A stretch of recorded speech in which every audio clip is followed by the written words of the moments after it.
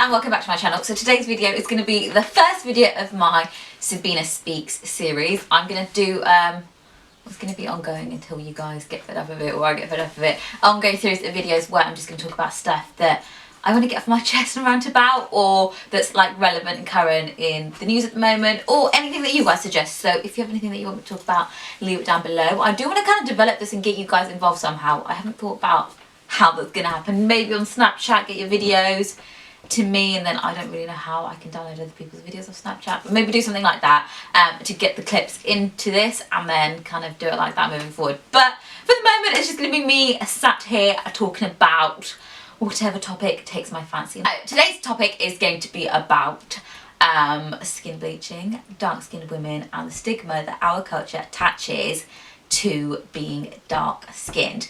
There's this campaign going on Twitter at the moment called Unfair and Lovely, which is basically, for those of you who don't know, there's a product that they sell in Pakistan. I don't know if they sell it in other countries, called Fair and Lovely, and it's just like a cream, but it's a skin lightening cream. It must be so bloody dangerous, because I can't imagine what must go in there for it to take the melanin out of your skin or to make you lighter, but it's hugely popular in Pakistan. I'm sure it is in other countries as well, but there's this campaign on Twitter and on Instagram at the moment where beautiful darker skinned women are hashtagging their photos with the caption "Unfair and Lovely," and I think it's about time that this stance was taken and something was done to change the overall perception that we have of darker skinned women. So growing up, I always thought this was a problem within the Pakistani culture. You know, somebody's light or fairer, it's always like, oh, she's so jaddi, she's so beautiful. And it's like, that person might have butters features. Not that anybody has butters features, I know I shouldn't be saying this, but they might have really horrible features, but because they're white, it's like, oh wow. And yet somebody might be really, really stunningly beautiful, but because they're darker, it's seen as a bad thing. And it's really, really sad. And now that I'm older, it gets to me a lot more, because I had issues when I was growing up where I thought I was too dark. I didn't want to wear certain colours. Even now, I am conscious about wearing like pink nail polish because I feel like it clashes with my skin. Nobody ever said it to me, but it was subconsciously drilled in at some stage because of this perception in our culture that if you're darker, you're not as beautiful and you cannot get away with wearing certain things or doing certain things that light-skinned women can. But as I've grown older, I've also realised that it's not just a problem in the Pakistani culture, or even South Asian cultures, so Indian, Bengali, Pakistani. It's not just a problem in those cultures, it's a problem in the Far East as well with you know, Oriental women. They want to be lighter as well. Even in South America, where the women are light, they're gorgeous. I think their skin colour is amazing because it's tanned and glowing, but even there they want to be fairer and they don't want to be dark, and I don't see what the problem is. What is somebody being white got to do with how pretty they are? I think everybody has a different opinion of what pretty is. Some people might think one person is pretty, whereas other people might think somebody else is pretty.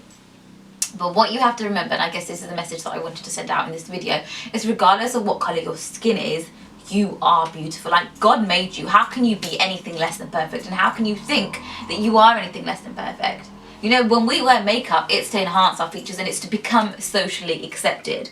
So, you know, as much as I'm going to say no, I wear makeup for myself, the way I'll do my makeup is what's on trend and what's currently seen as beautiful. So, you know, a few years ago it was like thinner, well, it wasn't a few years ago, about 10 years ago, it was like thin ass eyebrows, and now it's like all thick, chunky, overgrown eyebrows because of what's in at the moment.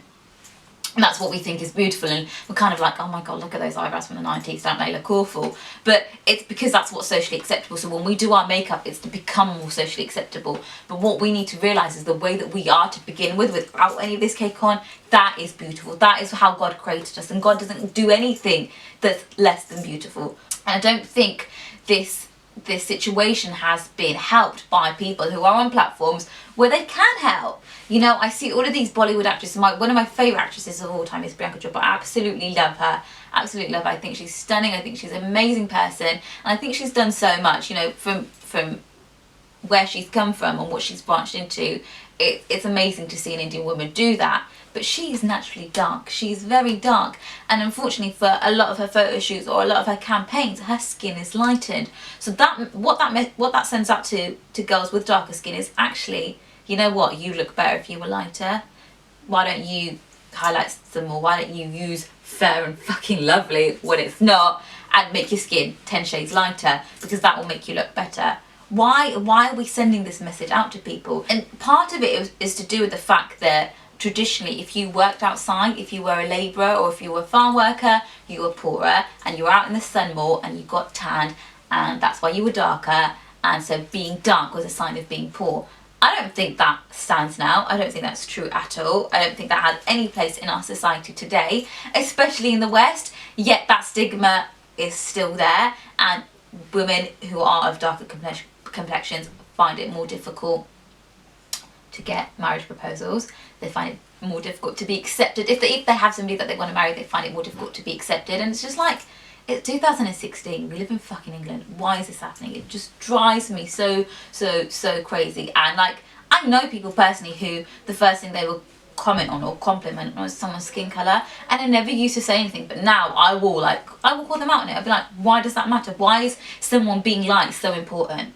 We are sending out such a wrong message, especially to the next generation of women. Fine, it happened. We can't do anything about the past, and we can't change the stigma that was attached to darker skinned women in the past, but we can change it going forward. Yet we're not. Yet we're sending out this message again to a new generation of young girls who are going to grow up thinking that if they are whiter or fairer, then it's going to make them prettier. That's bullshit. God made all of us with his infinite wisdom, wisdom that we will never know, that we can never share. So why do we think that, oh, she's pretty but she would look better if she was lighter? Do you not think God made her that shade for a reason? And vice versa. Like, you know, just because somebody's fair doesn't make them prettier, doesn't make them uglier either. Everybody's beautiful in their own right. You know I'm sat here with a face caked in makeup saying, yeah, you're all beautiful naturally, but it's true. But yeah, guys, I'm gonna wrap it up because I feel like I'm just ranting and I don't even know if this video helped. I just wanted to encourage all of you to embrace whatever you are, whatever colour you are naturally, and to stick up and like motivate sisters who may feel conscious of whatever skin colour they are because of what society has told them is perfect or unperfect or beautiful or not beautiful. And I guess the only way we can eradicate this like prejudice or stigma against darker skin is by embracing it ourselves, and by encouraging our sisters, and by making women feel beautiful whatever colour they are. Let me know what other videos you want to see down below. Let me know how you guys think I can get you involved, and I shall see you next time, inshallah.